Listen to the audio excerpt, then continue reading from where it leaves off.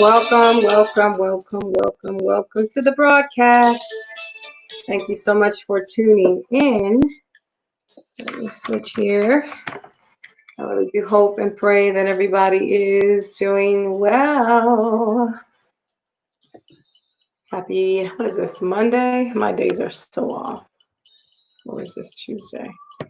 I think it's Monday. I don't know what day it is. What day is it? What day is it? It is Tuesday. Aha. So happy Tuesday, everybody. Like I said, I hope you're having a great Tuesday evening. Just wanted to touch base with you guys and to do a mini radio talk on the topic of conflict management. On the topic of conflict management. It's needed. It is definitely needed in relationships. I don't know what the world would do without it other than blow each other up and tear each other apart. So clearly it is definitely needed in relationships. How important is conflict management, you may ask? Well, look at your relationships. Look at every relationship that you have, whether it be parental relationships, whether it be relationships with your children, whether it be husband and wife. Look at all the relationships that you have, and then begin to analyze how you manage conflict. More than likely, most people don't have the skills to manage it. We haven't been taught how to manage conflict. We may have been taught how to avoid conflict. So I remember growing up, my parents would say stuff like, "No arguing, no fighting, go to your room," but they don't. But they didn't teach us skills on how to deal with the conflict, right? How to manage it. That's a whole different animal than avoidance. Oftentimes people avoid it. And avoidance is definitely it's not even a band-aid solution. It's really no solution at all. You're just simply doing as stated. You're avoiding it. You're trying your best to, but what tends to happen is it comes back around. It keeps reoccurring. It shows back up because the people are still the same. What they think is still the same. Their core beliefs are still the same. Their emotions and feelings, if they were offended, they're probably more than likely still the same because they have no resolve. There was no resolve of the conflict other than just you avoiding it. You know what I mean? Avoiding the person. How do you avoid? Some people avoid by going into another room and not talking about it. Some people avoid it by walking away and not coming back to the conversation later when cooler heads prevail. Some people leave the relationship altogether. Some people don't. They give you the silent treatment. They don't. There's no words or exchange of information or communication at all. And so obviously you're not managing anything. You're not fixing anything. You're not trying to resolve anything when you avoid. And so that's definitely not the way to go. It's not the way to go, even though it is a strategy, oddly enough. But it doesn't go away on its own. So to say it is not a strategy, it is, but it's not going to go away. Telling your children not to argue, obviously that's not, they're just not going to argue in your face, but they're going to fight and argue behind your back. That's not also giving them management or any type of strategies on how to resolve conflict. And so you see the importance of it. Oftentimes what you'll see is issues reoccurring in families and in relationships because there was never any resolve. You'll see not only things reoccurring, but you'll see things mounting on top of one another, right? And so you were hurt the first time. Something was done, something was said, something wasn't done, something wasn't said. You get your feelings hurt. And, you suppress it, you try to let it go. You can't let it go. Then something else happens. Then it mounds up, it piles up. then something else happens. And then generally what happens with people, with humans, because we can only take so much after, a while. Some people have shorter fuses than others. We blow up. We blow up. We explode because we haven't dealt with the first incident, right? And then if you got a person with a long memory, I have a relatively short one, meaning that I'm not going to be pulling the stuff from the past unless it's so devastating that it really needs to be talked about and it's just been haunting me and it's been a narrative in my head. Then I'll go back to it. But more than likely, you got those folks that just have a laundry list of complaints and issues and gripes that they want to pull out once they've lost their cool. You know what I mean? Once they've just had enough, they're going to pull out every bone and skeleton from their closet. And we're going to talk about it because this, and remember you did this, da, da, da, so we have the whole laundry list when we mound, right? We pile up our conflicts and we stack them right. And then we forget what it is that we're having conflict about, what set it off. I'll say it that way. We forget what set it off because in essence, that probably wasn't what really set it off. It was probably the thing that we never resolved in the first place. That original thing that started the foundation of the mounding, of the pile up, of the conflicts, of the issues that we faced in the past. And so that's why it's important. If you want to have a happy and a healthy relationship, you must learn conflict management. You must learn. It's an absolute must. Unless you want a mediocre, haphazard, volatile, unhappy, unproductive relationship, then continue on. Have a good night. Bye-bye. But if you want something different, you know what I mean? If you aspire to something greater, right? You need to listen to this broadcast. I think that it will help you. It will help you. There's going to be some nuances. Some of this stuff you can find online. It's just easy. But I'm just going to put my own little nuance and my own little spin. What's interesting about what I'm doing, I'm finding myself doing more blog talk radio, more blog talk, more vlogs on relationships. Why? Because I'm a life coach and I'm a Christian counselor. So I'm doing a lot of counseling, right? I'm doing a lot of coaching. So that's one part of it. Yeah, you can go on Impacting Mindsets Global. Go check me out there. I'm global. That's me. All right. So I'm global. Yeah, that's I am global. So go check that out. Go to that website, www.impactingmindsetsglobal.com. And you'll find me there. I do life coaching. I do Christian counseling, motivational speaking. Yes. And I am an author. I have a book on Amazon right now. You can go purchase it. It's an actual ebook and it's not even long. It's super uber duper short.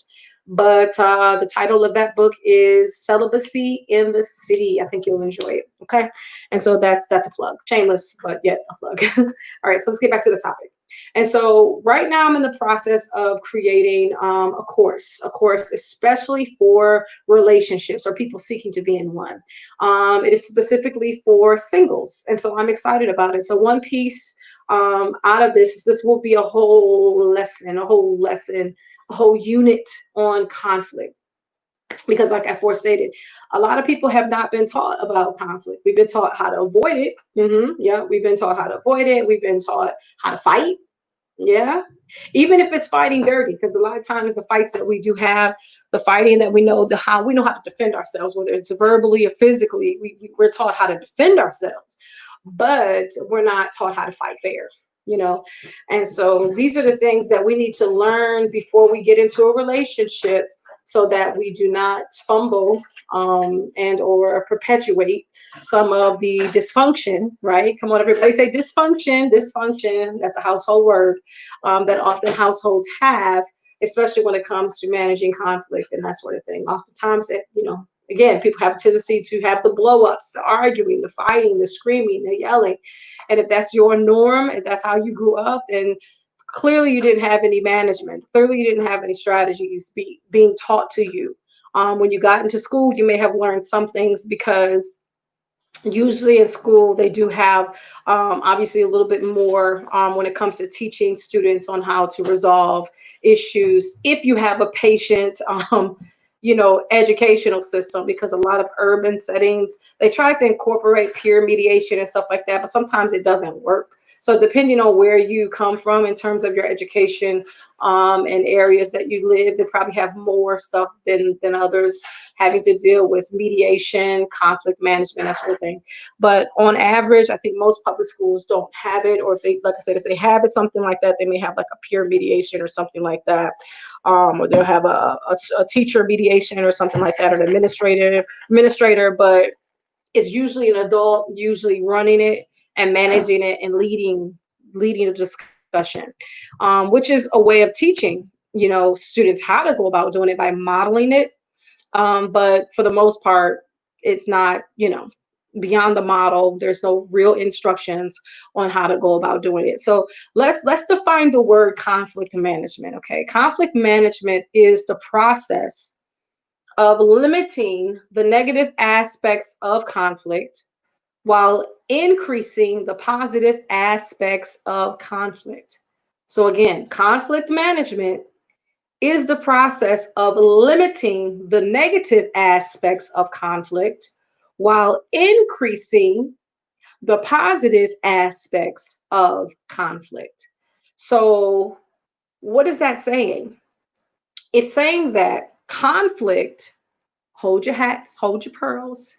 It's good. It's good to have conflict because there are positive aspects that can come from it. And oftentimes, conflict can set the tone for resolution. Again, being nice and avoiding and being polite and PC, politically correct, sometimes doesn't fix the problem. It remains, it lingers, you know? And we avoid, we hide, we pretend as if it doesn't exist. It's the elephant in the room that no one wants to address. And so as long as the conflict is there, right, and people are avoiding it and not handling it or dealing with it appropriately so that we can again increase the positive aspects of it, it's just going to remain. And so there's definitely some positive aspects. There's a learning curve. Obviously, there's some things that you can learn from the conflict. You can learn how people really feel, right?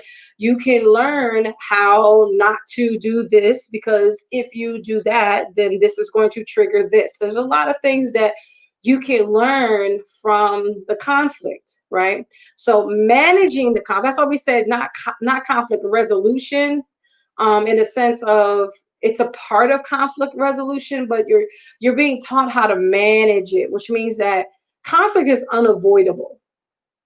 It's unavoidable. You got two people, three people, 10 people, 100 people, a million people in a space, all individuals with their ideologies, their core values, their core beliefs, right? Their backgrounds, their emotions, their feelings, their perspective, all in one room, right? Having to work together. And so you're bound to have a disagreement. You're bound to not see eye to eye. Okay, that's what conflict is. I don't see eye to eye. You don't see eye to eye. We don't see it the same way. We have difference of opinion. We have different styles and ways of doing things. How are we going to finish this task? How are we going to go about completing this task? What are we going to do? That's where conflicts. No, I want to do it this way. No, I want to do it this way. No, I think this is a better way. No, I think this way. I think this person should do it. No, I want to do it. No, see, these are conflicts, and then you have other conflicts, like like oftentimes you can start with youth and not wanting to share and blah blah blah blah. Again, it goes on and on. Husbands and wives. You don't communicate. Okay, well then this, and I want to do this or whatever. It's just it doesn't matter what it is, but the fact is that since we're all different, it's bound to happen. You know what I mean? It is unavoidable. We can bank on it. It's just bound to happen. It doesn't mean anything for the exception of it's going to happen. It's supposed to happen because you're different. It doesn't matter if the relationship is a relationship that you've been in for up teen years. You could have been in a relationship for 50 years. It's so interesting because my grandparents, they were married for a lot of years before they passed away. Before my granddad passed away, he passed on first. They were married, a good 40, maybe 50 years. They were married a long time because my aunt, well, she was 50, so they've been married over 50 years. They were married over 50 years. Okay, so yeah, because she had my I'm trying to figure out I'm trying to date the exact. I gotta ask my mom, but I gotta get the exact years. But that's I think that that particular relationship is a relationship that was modeled before me, that I can, that's my go-to relationship. So my grandparents, my mother's father and her stepmother were married for over 50 years, because my aunt, which is the baby sister, obviously she was born afterwards. And my mom was she first? I think my mom or my Uncle King. Um anyway, my mom and uncle, and then my aunt. I think my mom's the oldest. And so, no, I think it might be my uncle. But anywho, my aunt was the last one born, and obviously she's the daughter of my grandpa, my pawpaw, and my grandmother, my mama, which is my mother's stepmother. Okay, so she had her first child at 50. Now I'm going through this because it's helping me with the milestone. Is actually helping me to remember exactly. So that means, and they were both alive during that time when my cousin was brought into the world. Okay, they were both alive. All right, so that means that they were right married for over 50 years. Now, over the 50 years, did they get into conflict? Yes. Did they argue? I've never seen them argue though. I've heard them had words exchanged, but I'll put it like this: there was conflict, but it wasn't the kind of conflict that I was accustomed to seeing, like the conflict between maybe me and my brothers and my sister. We would argue and we would fight. I've never seen my grandparents argue or fight, but my grandfather would say something, and then my grandmother, maybe she wouldn't agree, or maybe she haven't had an alternative view, and then he would be like, he say his piece and she say his piece, and that would be it. That would be the extent of it. So funny thing is, I never really seen them argue, but for 50 years I've never seen them argue. I've just observed how they, usually, of course, granddad's going to have the final say, but grandma always, she puts her input into it. She says what she needs to say and gets her point across, and that's that. But what's interesting is, like I said, but yet, even through your observation, you're not really taught any skills, right? You're not even taught strategies on how to avoid it out of all the time. And I'm almost, yeah, because I'm almost 50 years old myself. So the whole time that I've been around my grandparents, I never see them argue. So I didn't gain any strategies either, right? Other than that, I seen how they get along, which they got along great for the most part. But I didn't see any particular strategies. It wasn't until I started taking classes, to be honest with you, on communications and interpersonal communications and that sort of thing. And then I began to learn about conflict management. I took additional PAs and stuff because I'm an educator. So had additional training when it came to conflict in the educational system, especially among staff and all of that stuff. So I took more classes, more training. I've got more training. So because of that reason, I really do try to consider, but it's difficult. I'm not going to lie to you. It's easy when you have two people with the same mindset. Like if I was paired with somebody that had the exact same mindset, had the exact same information and understanding in regards to this subject, we would probably get along fabulously. For the most part, that's generally not the case in relationships. Generally, in relationships, it's either one or the other. And then the other one has to bring the other along. And the other one doesn't want you. They're accustomed to doing the things the way they are accustomed to doing them. And so for them, that's right. For them, that's natural. For them, that's authentic. So learning something new, if it feels unauthentic, they're not going to be on board. For some folks, especially when it comes to men, they're going to have a hard time unless they're a kind of guy where they don't mind, they're teachable. You know what I mean? They don't mind learning new things. But if they're not that guy, it's going to be hard to get them on board. It's going to be hard to get them on board. And then if you're trying to show them something new, depending on the type of guy that they are, some guys can even take that as you being like their mom and you're trying to train them or something. You know what I mean? They can take it to the extreme left as if you're trying to, and you're just trying to be helpful by introducing a technique or some strategy so that you guys aren't arguing and fighting all the time. You know what I mean? You're trying to solve a problem. And to be honest, I mean, based upon how we're wired and how we're trained, when I say we, meaning women, especially in churches, people of faith, we're taught that men are the head of their homes, of the wife, right? And so technically, they're supposed to lead in these types of things, not necessarily the woman, but what you'll find is because a lot of women are becoming more educated, you'll find them being more privy and more exposed to this type of information, which they want to incorporate in the relationship, of course, because it just makes sense. And then you'll find the alternative, their counterpart being resistant because they may feel like it's just a bunch of hogwash. I'm not doing that. They just want to just whatever and then let whatever be whatever.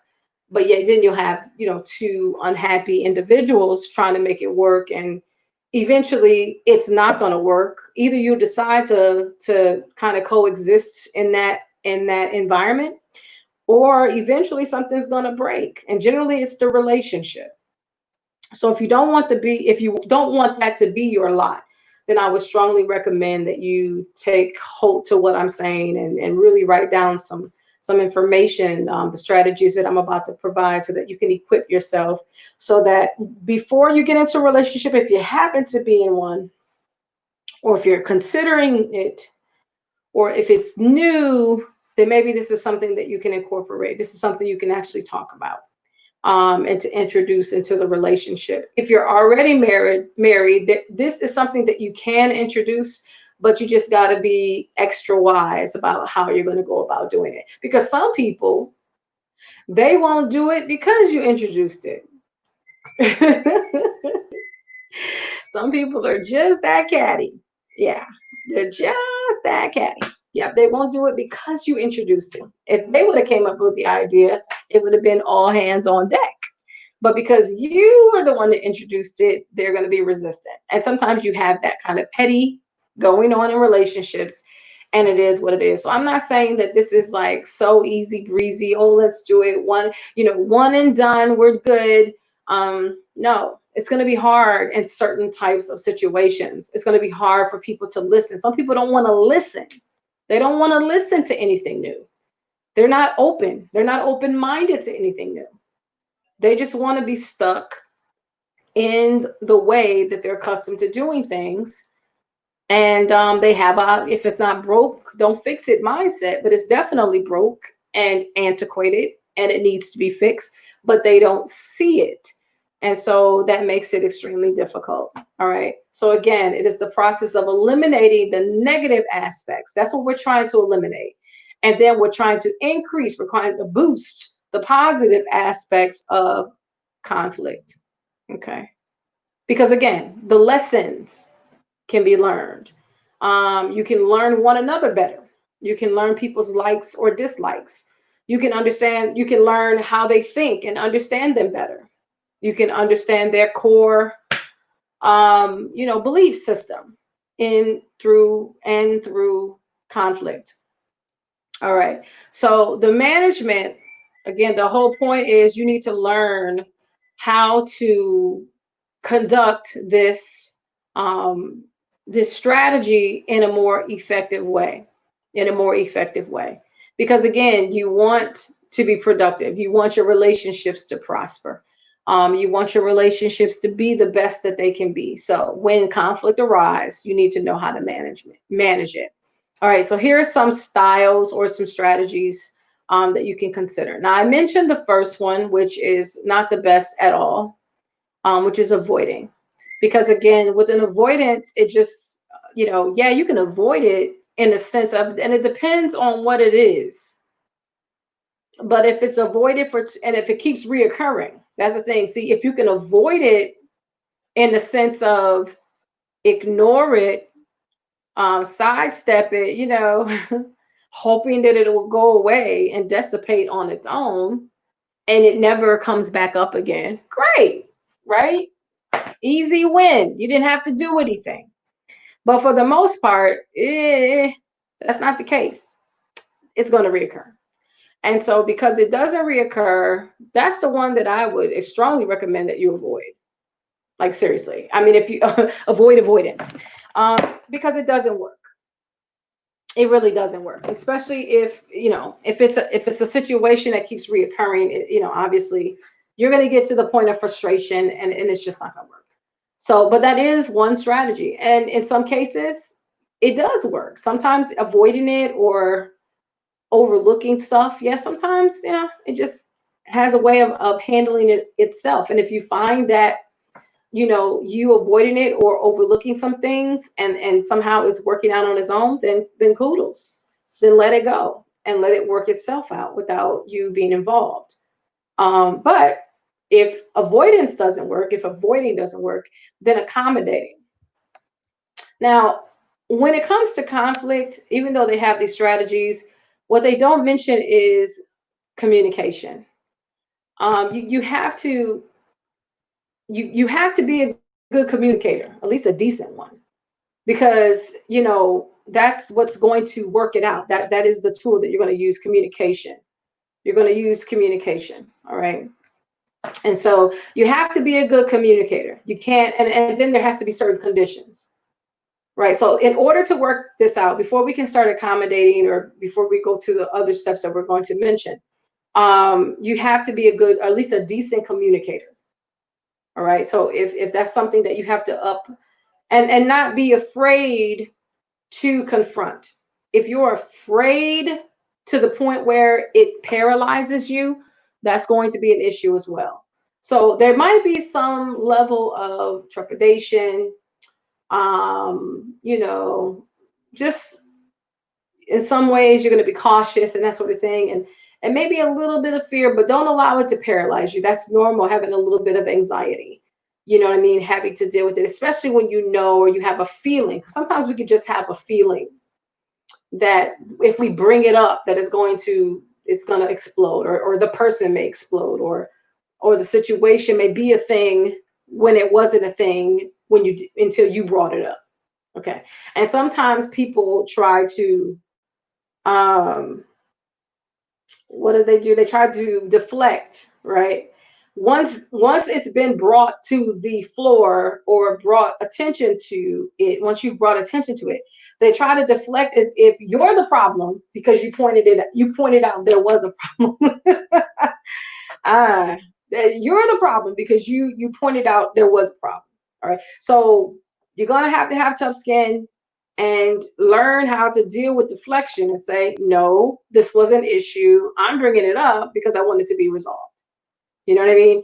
So being assertive is key when it comes to communication. You're going to have to be assertive in order to work out conflict management. Being aggressive will not do it. That is not the style that you want to implement in terms of communication when dealing with conflict management. Put your aggression to the side. That's not going to work. It's going to make it worse. Being passive aggressive is not going to work either, because passive people won't tell you how it is that they feel.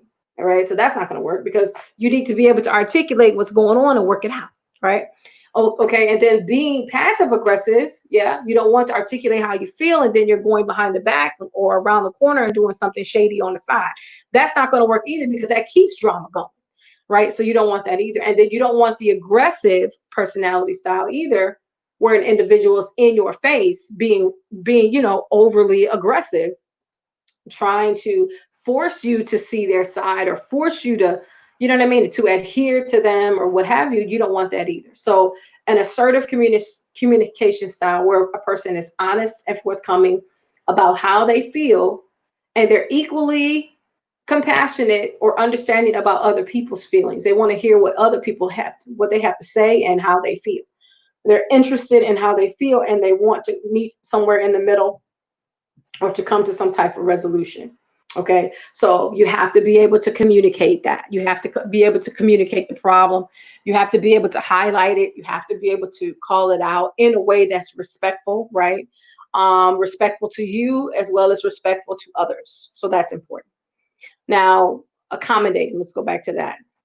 Accommodation is used to resolve conflict because it involves people's concerns or demands at the expense of your own needs and desires. This is one way It probably isn't the best of all ways, because when you accommodate, let's say, for example, let's say it's the husband and wife or boyfriend and girlfriend or the people that are dating. They say, you know what, I don't really, let's make up a scenario. Okay. Let's say you are an extrovert and your spouse or significant other is an introvert. And so the introvert doesn't like to go out as much. You want to go out, you want to go to dinner, you want to experience new things, blah, blah, blah. But your partner is avoiding it. They don't like to go out as much. They don't want to be around large crowds. As a matter of fact, their date night, the ideal date night for them is popcorn and chips, watching a movie, on Hulu or something, okay, or Netflix. They want to chill, okay.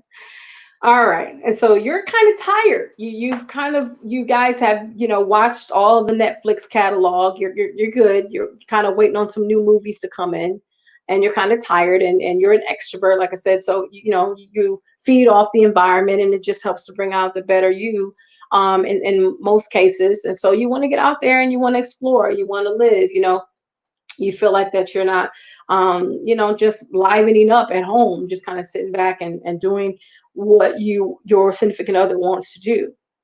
In the case of accommodation, you're going to be like, you know what, okay, you don't want to go out, so I understand, right? Your party's concerns and demands at the expense of your own needs or desire. Though you have a strong need and desire to go out, you're going to forego that, right? And you're going to accommodate them. Okay, well, I'll just stay home this time. And this is like the 50th time that you stayed home, and not for the maybe 3 months or so you haven't been out at all. And so you've been constantly accommodating. And so after a while, it's going to be an issue. It's just a matter of time.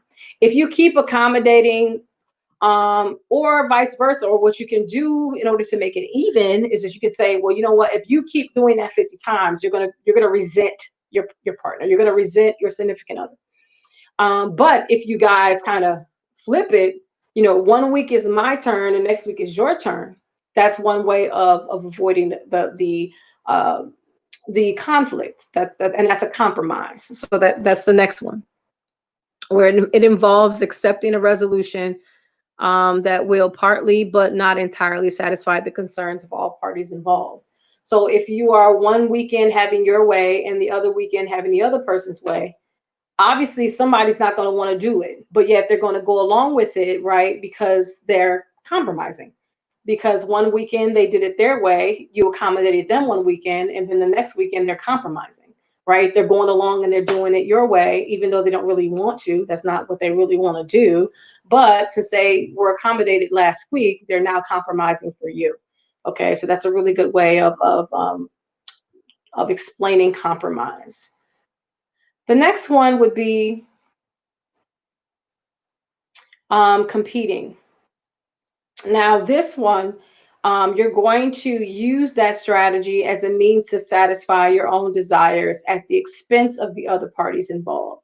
Now, in a relationship, especially, this is not the way to go, because you're going to try to kind of, bogart your way to have your way, essentially, because your goal is to satisfy your own desires, and it doesn't matter how everybody else feels or thinks. Now think about that for a minute. You're in a relationship, so with people that have other interests other than you. It's very selfish when you operate from that space. So obviously everybody's not going to be satisfied either. The best way to resolve conflict is the use of collaboration. Is the use of collaboration. Because collaboration allows for everybody to be satisfied, and they can bring their input. They both can put their input and meet somewhere in the middle where everybody can be made happy. Okay, be made happy. So again, using collaboration involves finding a solution that entirely satisfies the concerns of all parties involved. All parties. And again, you have to use assertiveness, and you have to cooperate.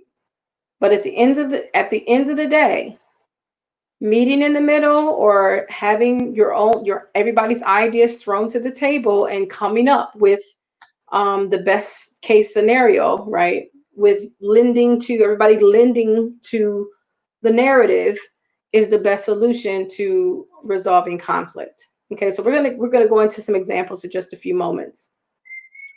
But it's important that we understand that everybody has to explain or to share what their desires are. And also you have to understand what the impact is going to be on others. So everyone has to be able to freely share what they want, and then we have to look at the impact of each of those desires. And we also have to take note of the consequences for making the choice. So we look at the impact, we look at the consequences, and then we come up with a solution that is cooperative. How do we do this? Here are some skills. We can listen effectively. Okay. So that means that everybody's given an opportunity to express what it is they're feeling and what it is that they want. I think that you should not you should not exclude emotions, because people have heightened sense of emotions. Oftentimes they're very passionate about their opinion, what they want, what they desire. And so you should not eliminate that aspect and just say, just tell us what you want to do. No, allow them to express it, because that is important. How they feel is equally important as what they want to see done. And so when you're listening effectively, you're not interrupting. You're allowing them to say whatever it is that they need to say. And what you can do is you can incorporate a timing mechanism. You can have everybody write down their ideas, including how they feel. You can maybe give them like 2 minutes to write down whatever they want to see, whatever the idea is, including how they feel. They have 2 minutes to write it. Set a timer that gives everybody equal time to respond. Have them write it down. Once the timer goes off, it goes off. That's it. And then you give each and every individual with the same timer. You time them 2 minutes to read their, idea and whatever else they want to lend, their desires, or whatever the case may be. And then everybody else is quiet for that 2 minutes, 3 minutes, or whatever minutes until they are finished. Then you can have somebody write down, their thoughts or what have you. Even though they've already written it down, they can either give it to someone that would be more like a secretary, or someone that would take notes, just to kind of keep track of the information that's being shared. The other part is identify specific points of disagreement. So once everybody lends to the conversation, their ideas, their thoughts, what have you, their opinions on how, you know, um, I don't know, it could be a policy, it could be whatever you're trying to implement in your workplace, or it can be at your home. It can be curfew, it can be whatever, chores with your children. If it's to adults and it's a relationship oriented conflict, let's say, the person never likes to talk on the phone, they prefer to text. But oftentimes, because of the texting, there's a lot of miscommunication, or ineffective communication, because you sometimes don't understand what it is that they're trying to say. When you read the text, or you're driving or commuting and you don't supposed to look down on your phone, so sometimes you don't even bother reading it because it's against the law. And so instead of them calling you on your Bluetooth or what have you, and that would probably have been the easier thing to do, they would rather text you. But it's a constant conflict, because maybe it's your business phone and you have all these other messages coming in and out at the same time. So sometimes you don't even get their text messages. So it just creates a huge problem. So what do? You listen effectively. Okay. Honey, your texting it is an issue. It's constant miscommunication between us, blah, blah, blah. Husband may be like, well, hey, you know what? I prefer to text. It's much easier for me. I can just do what I say whatever it is I need to say, get it out the way, and keep moving forward. I'm always on my phone anyway because I'm at work and I use my phone for this and the third. And so it's just really good, easy, bam, boom, boom, just one and two, just easy, easy, easy, because it's easy for me. This is the way that I have to move.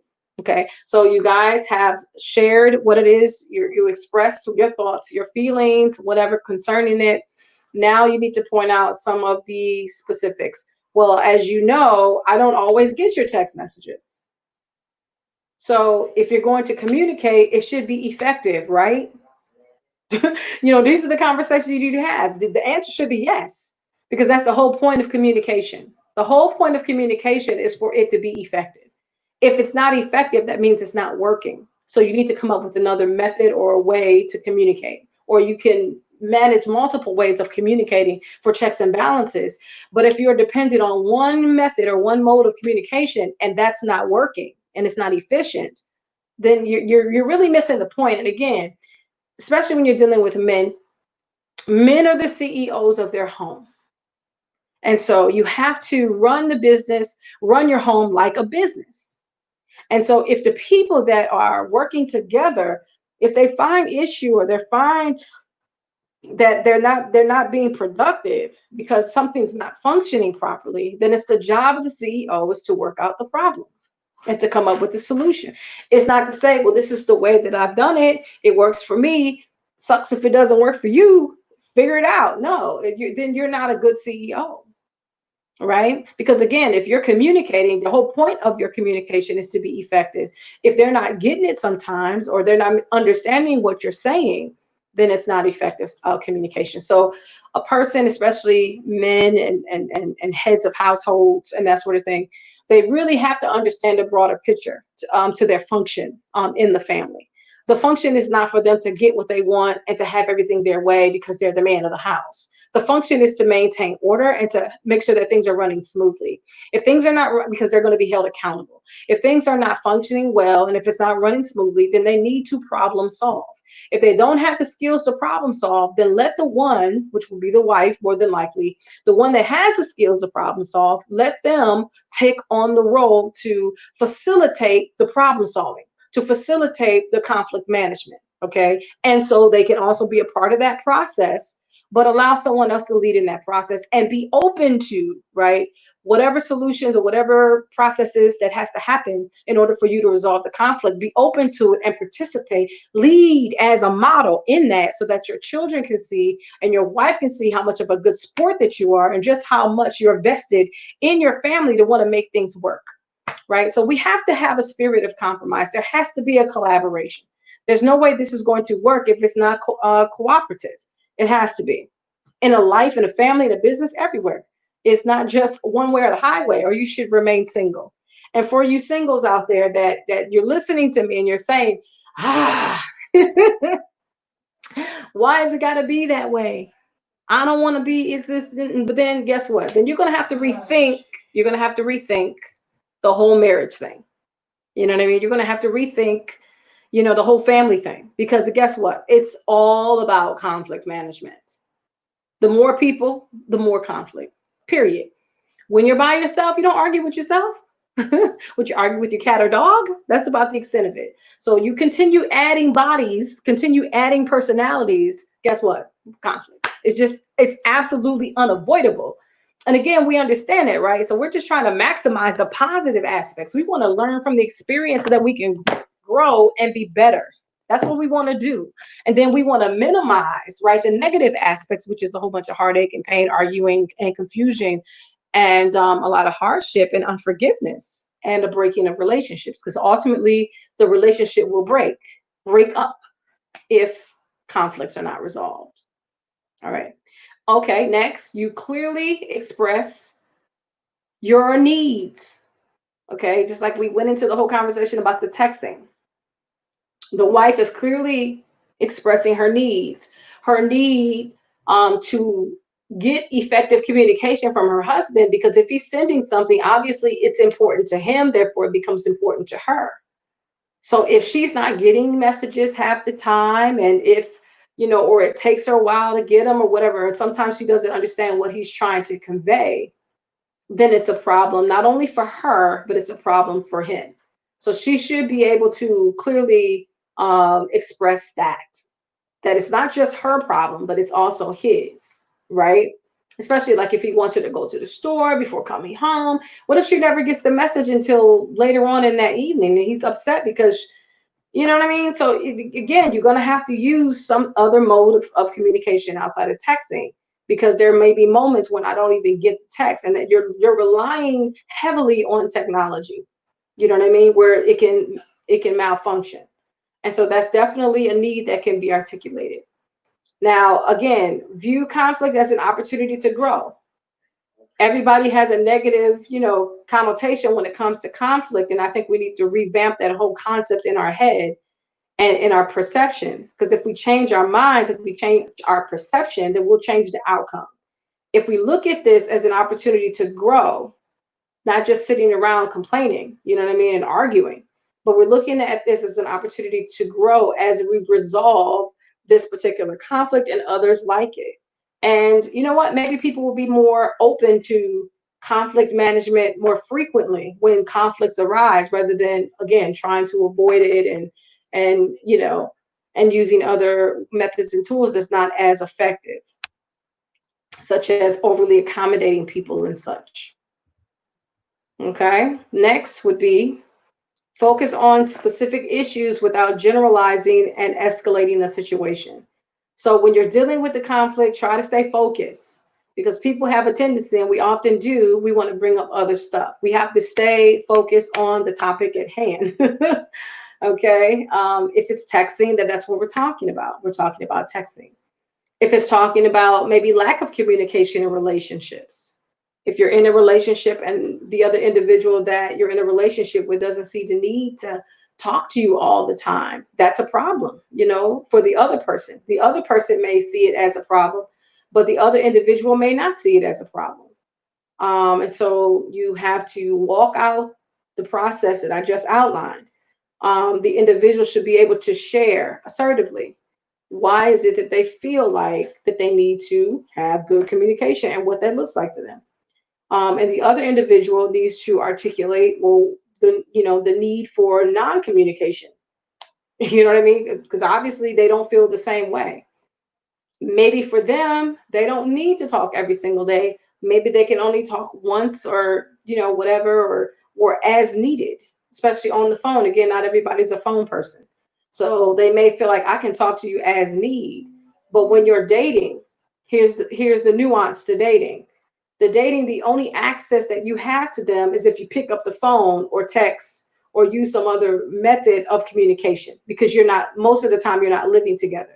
If you're living in the same space, then of course you don't have to, you should still be communicating, at least verbally. But of course, you don't have to use your device as much, unless you're trying to reach them outside of your home, if you're sharing the same space. So you still have that person around you. So you can just open up your mouth and just say what you need to say. You don't have to use your device. So people that are individuals that are not fans of technology, and they just would rather not use the telephone, that are in relationships with other people that don't reside with them, you're going to have a difficult time having good, strong communication sessions. Or you can limit your communication. Again, that's when you identify specific points of your disagreement. I want to talk to you more frequently via telephone. I would rather talk less. You're expressing that.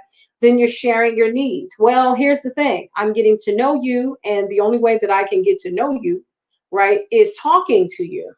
I'm not in a position where I can observe you, which is another way by which I can get to know you. But even if I observe you, I may have questions. But if we're face to face, you may be more open to that versus talking on the phone. So if we're going to get to know each other, being we're strangers, the only way by which we can do this is via the phone, or there's other methods.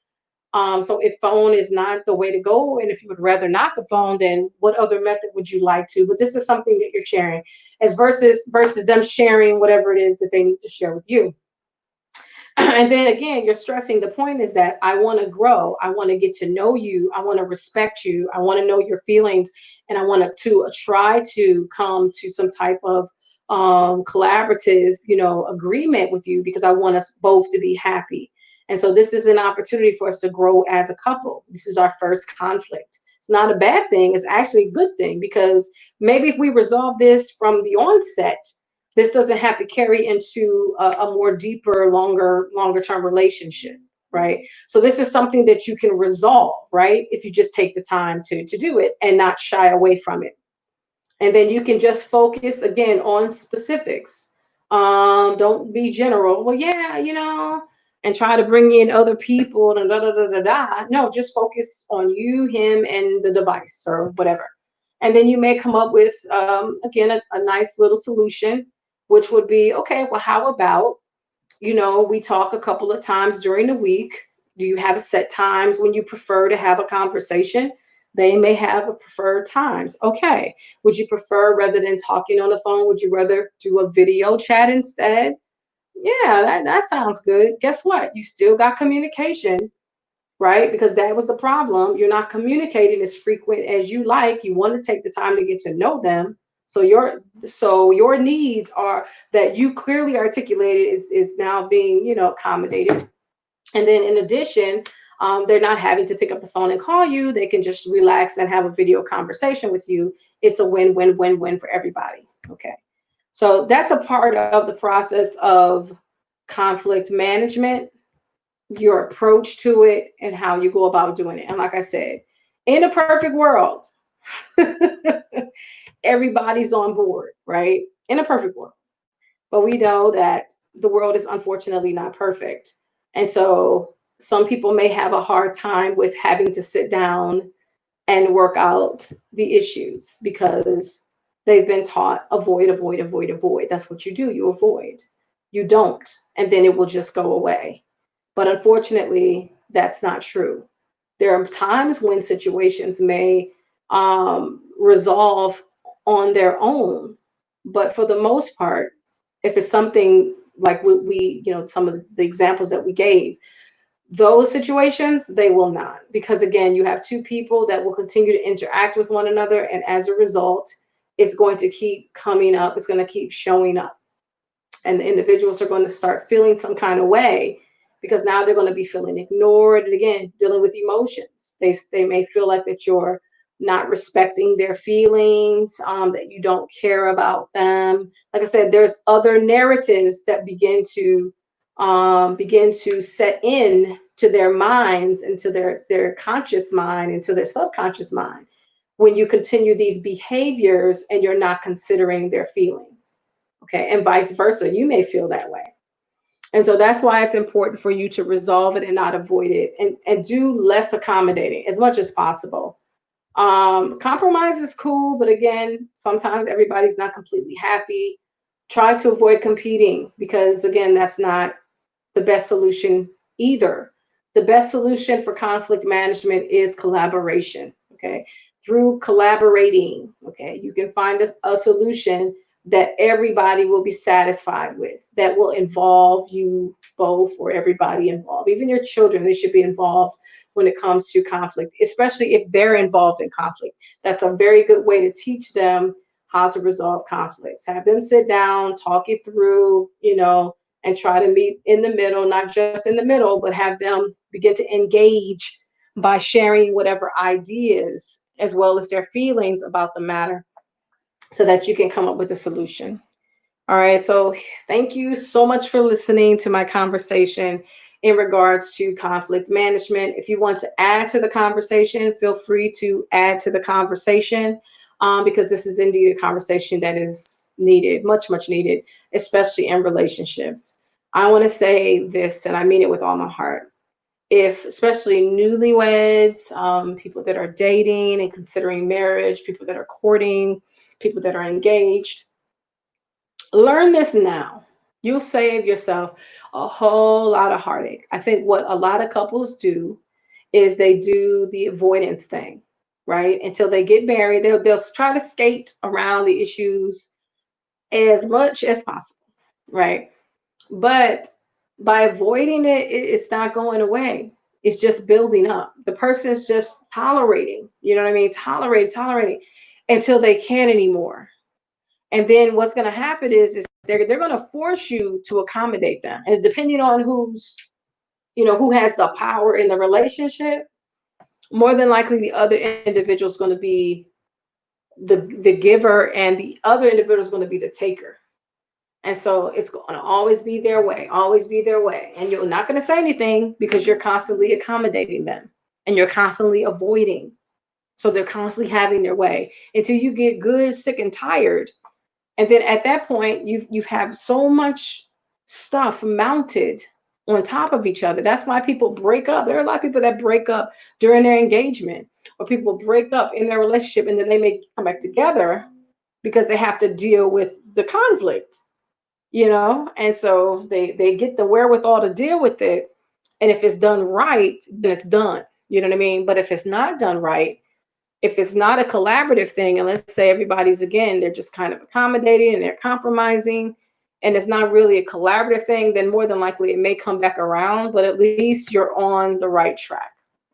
So I strongly recommend that that's something that you are in practice of in your relationship. It doesn't matter how large or small the conflict is. The goal is to try to incorporate these strategies as soon as possible in the relationship so that it can be the norm. If you work it in, as something that you do in your relationship, then it will become normal. And then, so whenever conflicts arise, you'll be able to handle it, you'll be able to deal with it, and you guys will be open to it because you see that it works. Because when people see that it actually works and people are actually avoiding the arguing and all the negativity that's associated with the conflict, they're going to be on board for it. They're going to want to do more of it because they're going to see that it works for the both of you. And it's not, like a compromise. You know what I mean? It's not like an accommodation where somebody's, is kind of, their desires are not being met. And it's the other individuals all the time. They're going to start seeing that, hey, you know what? My feelings matter too, right? What I think, what I want to do matters too. And they're going to be a part of the process. So I think that's a beautiful thing. And what I like to recommend to couples, whether again you're dating or whether you're actually in a long-term relationship or you're married, I like to recommend to couples that you have a meeting, a family meeting. I feel like even couples that are not married, let's say if it's, a serious enough relationship where you know that you're looking towards, marriage, and you're dating, you can definitely consider yourself like a family and you can have family meetings. I like to encourage couples to do that because what it does is it kind of set the precedent that we're in constant conversation with each other, and that's our normacy, right? We have conversation, we have our meetings, and so it's not like every time I talk to you I unload all my problems, or gripes or complaints about the household or whatever's happening in my life. No. Because, well, that's what happens in marriages because of the go and the things that you need to do on your to-do list and whatever. When you do have a chance to see each other, you're trying to maximize that time by just dealing with the issues, and then you don't do a whole lot of time talking about things that are positive and uplifting and just enjoying one another, because you're saying, oh, I got you now, I have your ear, you're right there. Oh, let me tell you, my car is not working, the kids and this and that, I don't have enough money to pay this bill and this and so when you say, can I talk to you for a few, the person shuts down immediately because they know that what you're about to bring up is all negative. It's all negative because you're in a household and that's just how life is. But when you have a structured family meeting, whether it's bi-weekly, whether it's once a month, or it can be once a week. To me, the more frequent, the better, because when stuff comes up, you got to deal with it. The more frequent, the better. And of course, obviously, if it's something that comes up and it's major, you got to deal with it. It is what it is. But if you're having these family meetings, you're the way it's constructed, and I'll do this maybe another time because I think we're going into about an hour of this live, and I don't want to go over an hour. But I have actually came up with a concept, which I think is the family meeting struct, the construct of the family meeting. And I share it with the people that I counsel and I coach, and it works. It absolutely works. You come, you bring your ideas to the table. Everybody brings their agenda. Everybody has an agenda. Everybody has an agenda, and you literally go through the table, and everyone shares whatever feelings they have, ideas they have, not just negative, but also positives. You usually start with the positive and you work your way down. So what I'll do is I'll do a whole live talking about the family meeting, all right, and the agenda and all that good stuff, because I really do believe that it will bless you too. All right, so thank you so much for tuning in Feel free to like this video. Feel free to share this video. Feel free to subscribe to my YouTube.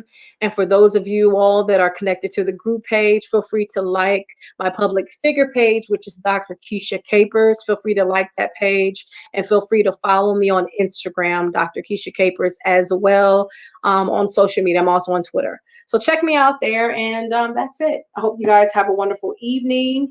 Until next time, bye.